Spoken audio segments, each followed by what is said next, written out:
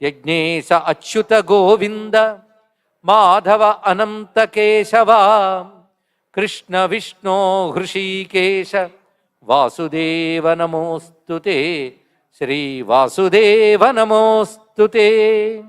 నమో మహద్భ్యో ఋషిభ్యో గురుభ్యో నమః. త్రయస్త్రింశత్కోటి దేవతా సహిత గంగాన్నపూర్ణాంబికా విశాలాక్షి సమేత శ్రీ కాశీ విశ్వేశ్వర మహాజ్యోతిర్లింగాయ నమః. కానీ అగ్ని సోమాత్మకం జగత్ అంటే తెలిసింది కదా. కానీ అమ్మవారు సోమము, అయ్యవారు అగ్ని. అగ్ని సోమాత్మకం. ఇప్పుడు ఏది కావాలి? చలువు కావాలా, వేడి కావాలా? మీకు రెండు అవసరమే. ఏదైనా మనకు బాధించకుండా ఉంటే చాలు. సృష్టిలో రెండు లేనిది ఏదీ లేదండి. సృష్టి అంతా కేవలం ఒకటి ఉంటే ఏదీ లేదు, రెండు కలిసే ఉంటాయి. కనుక మొత్తం జగత్తు శివశక్త్యాత్మకం.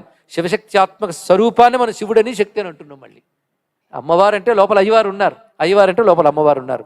పక్క పక్కన కాదు, ఒకటిగా ఉన్నారు అని తెలుసుకోవడానికి అర్ధనారీశ్వర స్వరూపం కేవలం హిందూ మతంలో మాత్రమే కనబడే కాన్సెప్ట్. రుద్రుడు. అందుకే దరిద్ర నీలలోహిత. మళ్ళీ రుద్రంలో మరో మాట, ఎంత రుద్రమే. నీలలోహిత అని స్వామివారికి పేరు. మొట్టమొదట బ్రహ్మదేవుడికి కనబడ్డ స్వరూపం నీలలోహిత రూపంట. శివుడు రూపంతో కనబడ్డాడు. నీలలోహిత రుద్ర.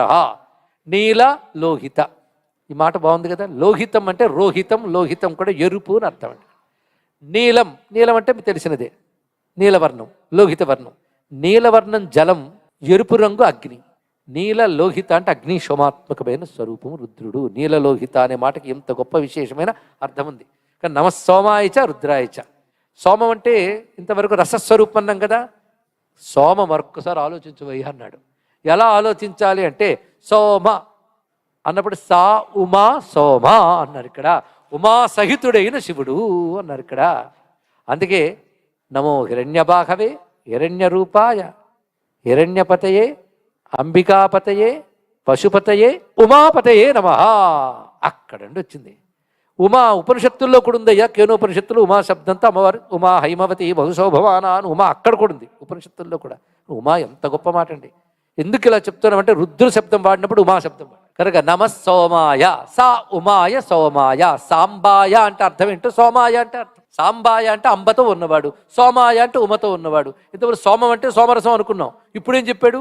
అమ్మతో ఉన్నవాడు. అంటే సోమం అనబడే అమ్మవారి యొక్క నామంలో ఇద్దరు ఉన్నారు. సా ఉమా, శివుడే ఉన్నాడు. మరి రుద్రాయ, రుద్ర. రుద్ర శబ్దానికి వీళ్ళు అగ్ని అని అర్థం చెప్పాను. చెప్పినప్పుడు నిన్న అర్థాలు మర్చిపోయారా? ఏడిపించేవాడు, ఏడుపు పొగట్టువాడు. ఇప్పుడు మరొకటి కలుపుకోండి. అగ్ని. రుద్ర శబ్దం ఆర్ద్ర. దగ్గరికి ఉన్న విషయం తెలుసుకోండి. శివుడు నక్షత్రం కదా, ఆర్ద్ర నక్షత్రం. ఆయన నక్షత్రం ఏంటంటే నక్షత్రాల ముందున్నాడు ఆయన. కానీ ఒక ఆధిపత్యంగా మనం ఆర్ద్ర నక్షత్రం అంటే ఆర్ద్ర రుద్ర దగ్గరవి. అందుకే సంస్కృతంలో అరు రాసేటప్పుడు కూడా మనకి అకారం ఉండదు, కానీ అకారం ఉంటుంది దాంట్లోనే. అదేవిధంగా ఆర్ద్ర శివుడే. ఆర్ద్రం అంటే తడేగా. మరి ఆర్ద్ర శబ్దజన్యం రుద్రమైనప్పుడు రుద్రంలో ఆర్ద్రత ఉందా లేదు కదా. ఆర్ద్ర అమ్మవారే కదా, కానీ రుద్రంలో అమ్మవారు ఉన్నారు, సోమలు అయ్యవారు ఉన్నారు. నమస్సోమాయచ రుద్రాయచ. చాలా బాగుంది. మొత్తానికి రుద్రుడు అమ్మవారు లేకుండా ఉండడు, అమ్మవారు లేకుండా రుద్రుడు ఉండడు. ఎందుకంటే రుద్రుడు కనబడాలంటే అమ్మవారు ఉండాలి, లేకపోతే ఆయన కనబట్ట. అది వ్యక్తం అంబామయం సర్వం అవ్యక్తంతో బహిష్కరం. ఆయన యొక్క శక్తి ఆవిడ. శక్తితోనే ఆయన కనబడతారు. కనబడ్డాడంటే కనబడే శక్తి ఉంది కదా, ఆయనకి శక్తి ఉంది కదా. శక్తి అమ్మవారే కదా. రుద్రుడు అంటే అమ్మవారే. రుద్రమంతా అమ్మవారి స్వరూపమే, రుద్రమంతా అయ్యవారి స్వరూపే. ఇద్దరు స్వరూపంగా నమస్సోమాయచ రుద్రాయచ అని చెప్పుకున్నాం. అలాంటి రుద్రుడికి ఇవాళ శక్తి సహితుడిగా మనం నమస్కారం చేస్తూ ఆ రుద్రుని శక్తితోని విశ్వమంతా నడపబడుతున్నది. అలాంటి రుద్రుడికి ఉన్నటువంటి 2-3 అర్థాలు ఇవాళ అయిపోయాయి నిన్నటి వాటితో కలుపుకుంటే. ఇప్పుడు మరొక అర్థంలోకి వెళుతున్నాం. ఋతవు నాదాంతే ద్రవతి ద్రావయతీతి రుద్ర. ఇది మరొక అర్థం. ఋతవు, ఋతం అనే మాటకి శబ్దము నాదము అని అర్థం. ఋతవు నాద అంతే ద్రవతి ద్రావయతి. ద్రవతి అంటే కరుగువాడు, కరిగించువాడు. ఇది అర్థం. కరిగేవాడు, కరిగించేవాడు. అంటే ఆయన కరిగిపోతాడు, మనల్ని కరిగిస్తాడు. గొప్ప భావం. అయితే కరిగిపోవడం అనే మాట వింటూ ఉంటాం. మనసు కరగలేదా స్వామి అంటూ ఉంటాం కూడా. కరగడం చాలా ముఖ్యం అండి. కరిగితే ఆర్ద్రగుణం. అయితే ఇది కొంచెం యోగపరమైన అర్థం. శివుడు అంటేనే యోగ స్వరూపుడు.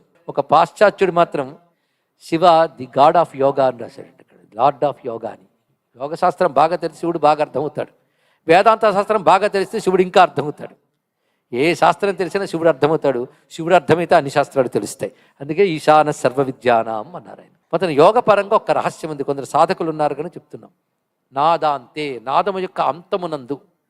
నాదం ఓం ఒక నాదం, మంత్రం ఒక నాదం. దానికి అంతం ఉందా లేదా? అంతం అంటే ఒకటి పూర్తి యగుట. పూర్తి ఎప్పుడు చేస్తారు? సంపూర్ణమై పూర్తి, అంతే కదా. సగంలో ఆపితే వంట సగం అయిందంటే ఎవరికి కావాలండి? పూర్ణమైతేనే తిండి. కానీ ప్రతిదీ పూర్ణం కావాలి. ఎందుకంటే శివుడు లయకారకుడు అనగానే సంహారకర్త అనే భావం చాలా మందిలో ఉంది. ఇదే భావం ప్రజలకు కూడా చెప్తున్నాడు. గాడ్ ఆఫ్ డిస్ట్రక్షన్ అని ట్రాన్స్లేట్ చేస్తారు మన వాళ్ళు. చాలా తప్పుడు మాట. గాడ్ ఆఫ్ కంప్లీట్నెస్ తెలుసుకోండి. ఇక్కడ గాడ్ ఆఫ్ డిస్ట్రక్షన్ కాదు, గాడ్ ఆఫ్ కంప్లీట్నెస్ శివుడు అంటే. కానీ శివుడిని ఈ మధ్య పాశ్చాత్య దేశంలో మన సనాతన సంస్కృతి విజృంభిస్తూ ఉంటే అందరూ యోగా అని సనాతన ధర్మం అని విగ్రహారాధన వచ్చేస్తుంటే తట్టుకోలేని వాళ్ళు ఏమంటున్నారంటే డిస్ట్రక్షన్ గాడ్ని తెచ్చి పూజించడం వల్ల ప్రజలు వస్తాయని కూడా చెప్తున్నారు. అలా అనడానికి మన వైపు కూడా శివద్వేషులైన వాళ్ళు కొందరు తయారయ్యారు కదా. దానితో మనకి ఏమీ తెలియని వాళ్ళం అదే నిజం అనుకుంటాం. శివుడు లయకారకుడు అంటే నాశనకారకుడు అని కాదు, పూర్తికారకుడు. ఎందుకంటే ఒక పని ప్రారంభించడం సృష్టి అయితే, కొనసాగించిన స్థితి అయితే సంపూర్ణం చేయడం లయ.